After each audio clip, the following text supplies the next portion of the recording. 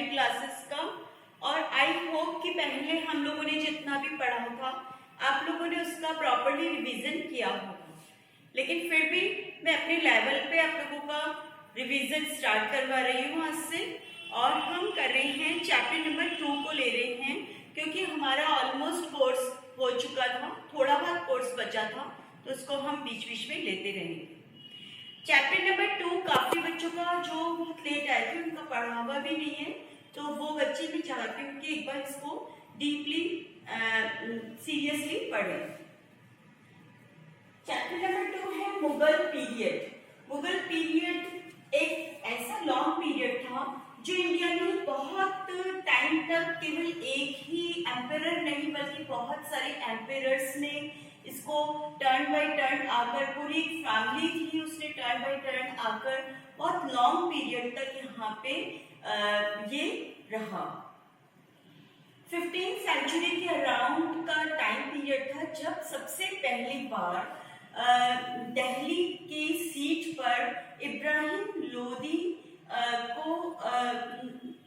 के साथ फाइट करके बाबर सबसे पहले सीटेड हुए थे, और वहीं से 1526 एडी के अराउंड से मुगल पीरियड की बिगनिंग हो गई थी। मुगल पीरियड की बिगनिंग के साथ में बहुत सारे स्ट्रगल्स छुपे हुए हैं, बहुत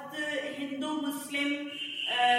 वॉर्स वगैरह हुए थे और भी बहुत सारी चीजें हुई थी, लेकिन उन सबको हम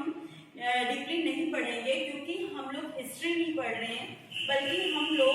हिस्ट्री ऑफ आर्ट ट्रेडिशन पढ़ रहे हैं, जिसमें हम केवल आर्ट के बारे में, आर्ट के फील्ड में उन एम्परर्स ने क्या क्या किया था उन सबको देखेंगे। तो इस टाइम पीरियड पे सबसे पहले आए थे बाबर, जो 1526 एडी के टाइम पीरियड पे आए थे। बाबर के टाइम पीरियड के बनाए हुए जितने भी आर्ट के सैंपल्स थे वो कुछ भी एक भी सैंपल मिल नहीं सका है पेंटिंग्स का, परंतु फिर भी एक दीन इलाही करके बुक थी जिसमें ये लिखा गया था, दीन इलाही बुक थी जिसमें ये लिखा गया था कि जो बाबर थे उन्होंने बहुत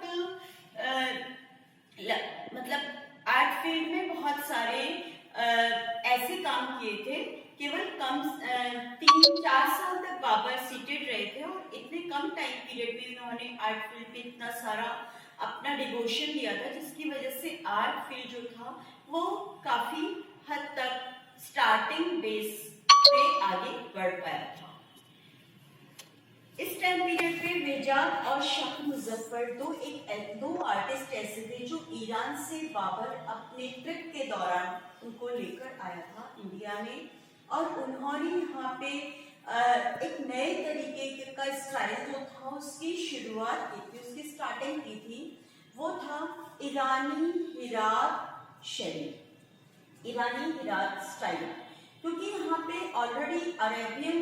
और यूरोपियन स्टाइल जो था वो उनके आने से स्टार्ट हो गया था, और इंडिया का जो कल्चर था प्लस जो मुस्लिम कल्चर था उन सबके एक तरीके से मिक्सचर बन गया था, एक तरीके से कॉम्बिनेशन बन गया था, और उन सब कॉम्बिनेशन से एक नए तरीके की स्टार्टिंग बाबर के टाइम पीरियड पे हुई थी। वेजाद इतना ज्यादा पॉपुलर हुआ था कि उसे पूर्व का राफेल कहा जाने लगा, क्योंकि बहुत पहले के टाइम पीरियड पे राफेल हिटलर की तरीके से एक पर्सन था जो कि पूरे जितने भी लोग थे उन सबका पसंदीदा